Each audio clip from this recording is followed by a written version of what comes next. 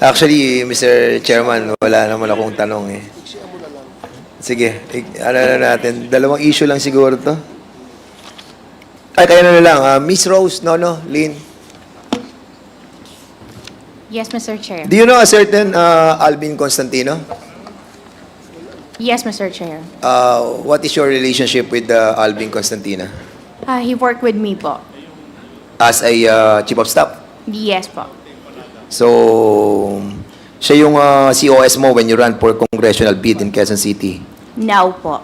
Yes, and founder and leader of Confederate Sentinels of God?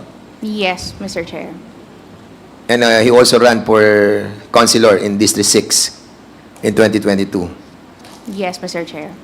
You know what, a certain Ted Lazaro Yes, Mr. Chair. is also your Yes, Mr. Chair. employee? Okay.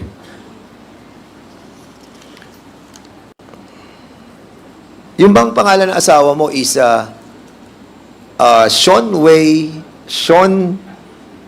Lin or Lin Sean Wei.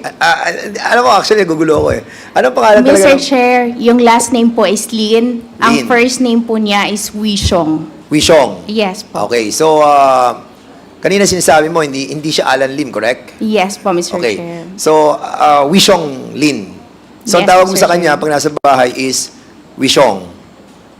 May tawagan po kasi kami. So, hindi. I mean, pag tinatawag mo siya ng pangalan niya, anong tinatawag mo sa kanya? Wi o Shong?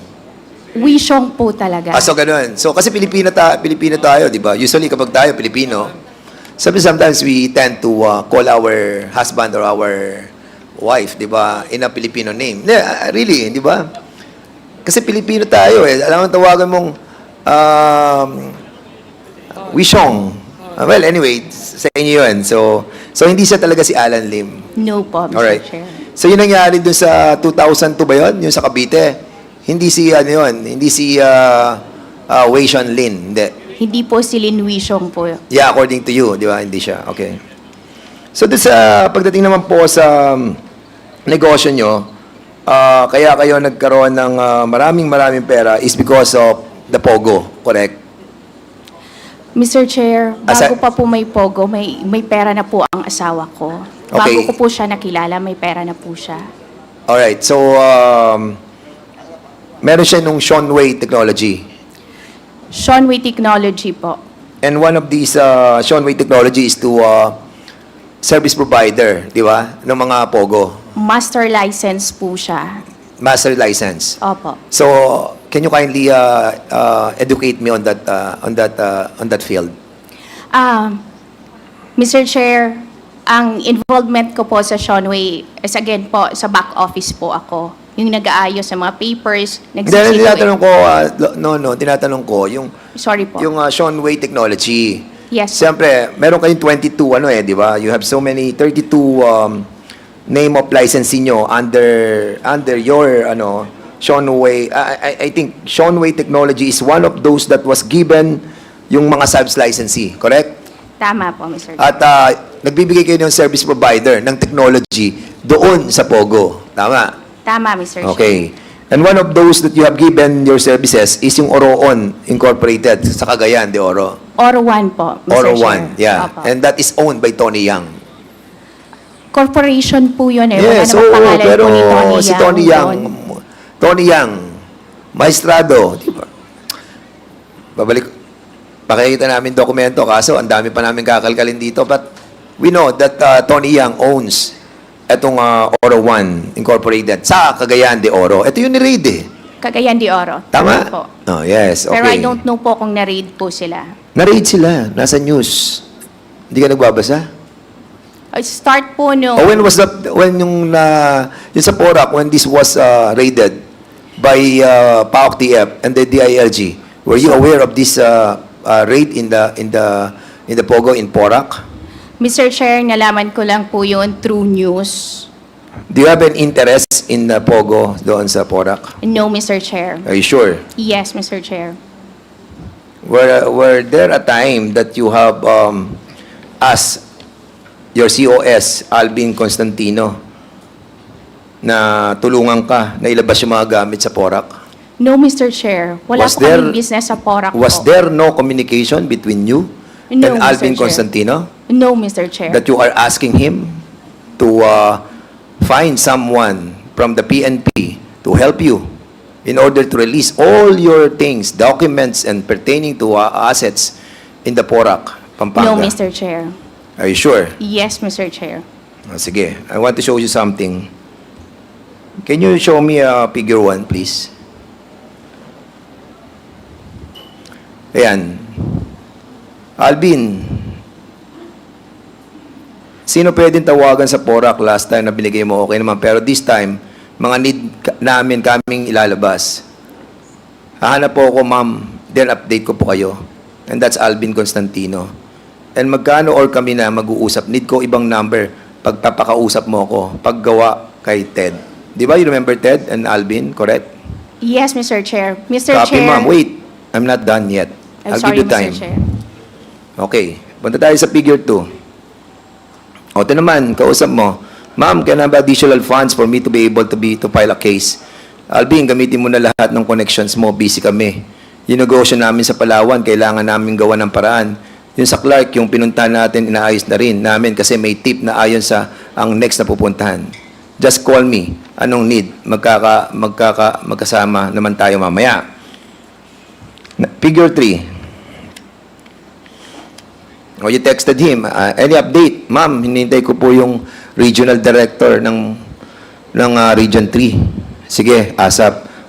Si General Rodel Bula, paasap ng number sa Viber at para sa staff ko muna. Tatawag sa kanya. Copy, ma'am. Hanapin ko lang po. Contact number. Send ko sa iyo. And then lastly, Alvin, may papalangalan ako sa iyong properties, but we need to talk with my lawyers. Lahat ng mga negosyo namin need matago yung ibang mga properties.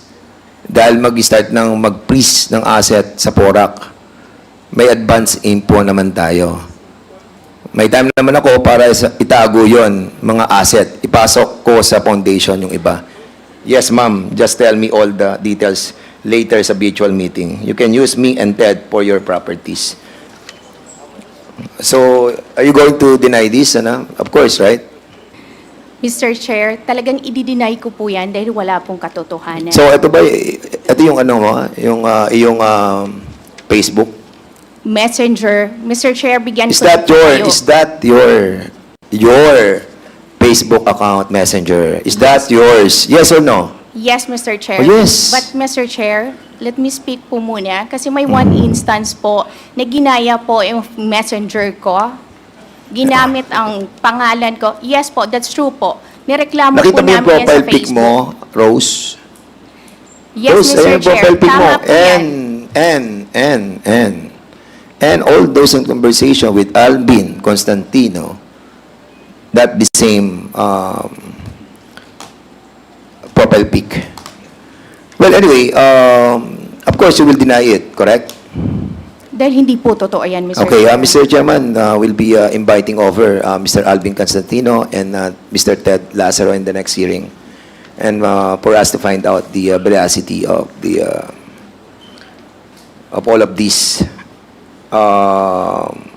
Well, allegation din naman to, ano, Rose. Yes, Mr. We Chair. have to find out the truthfulness, ano, of this allegation as well. And how many licensee do you have? 35? No, Mr. Chair. One licensee and 9 service provider. Meron kayo may karoon kayo sa Cagayan, meron kayo sa Palawan, meron kayo sa Clarkfield. Kapalawan, we don't have po. Sa Mactan, Mactan, mayroon po before. Pasay, Pasay, mayroon po. Parañaque. Paranaque, yes po. Yes. Mr. Chair. You have, yes. Thank you po. Mr. Chair, sakali po ba na mapatunayan na ang ginamit po na messenger doon ay peke, maaari niyo po ba akong tulungan para ma-track po yon? Sure. Salamat Rose, po. No, don't worry. We will be fair, transparent, and the very purpose of this hearing is to really find out the truth. Hindi naman po kami manggigisa ng tao dito kapag hindi po totoo. But of course, these documents that are being presented to us, the reason why we are trying to present this is to have the validation. Hindi naman Yes, po namin kayo pinipin down. But if ever na mapatunayan natin na hindi ito totoo, di mas maganda po para po sa atin lahat. Salamat, Mr. Chair. Alright. Okay, so, dito naman po, Mr. Chairman, no, kay,